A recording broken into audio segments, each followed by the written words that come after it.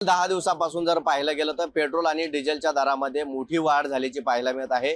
आज सकाळी जर बघितलं तर पेट्रोल 2 रुपये 71 पैशांनी महागलं आहे, तर डिझेल 2 रुपये 81 पैशांनी महाग झाल्याचं आपल्याला पाहायला मिळत आहे।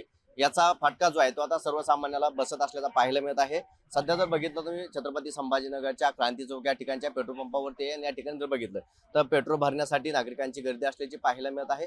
मात्र त्याचबरोबर जर बघितलं तर पेट्रोलचे दर देखील वाढलेले आहेत। माझ्यासोबत सर्वसामान्य माणूस सुद्धा आहे। काय सांगाल, सध्या पेट्रोलचे भाव वाढले, आज पुन्हा सलग चौथ्यांदा भाव वाढतोय? काय परिस्थिती तशी असल्यामुळे थोडे भाव वाढ झालेले आहे। पण याच्यावर जो राज्याचा टॅक्स आहे तो कमी झाला पाहिजे, कारण बाकीच्या राज्यामध्ये आपल्या महाराष्ट्रापेक्षा खूप कमी कमी भावात पेट्रोल भेटते। त्यामुळे सामान्य नागरिकांना जर द्यायला जर थोडंफार त्याचा चान्स भेटू शकतो की राज्याचा जो टॅक्स आहे तो कमी करायला पाहिजे त्यांनी। नाही, मात्र आता घेणं शक्य होईल का? कारण पेट्रोलचे दर सातत्याने वाढतात।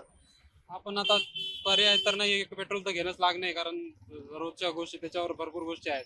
टाइम जातोय, सगळ्यांना त्रास होतोय, खूप वेळ थांबावं लागतंय आणि पैसे पण वाढत चालले। तर आता वापर पण कमी करावाच लागणार आहे, नाहीतर सगळं संपूनच जाईल समजा। कॅमेरा पर्सन संतोष शिरसाटचं विजय चिडे, छत्रपती संभाजीनगर।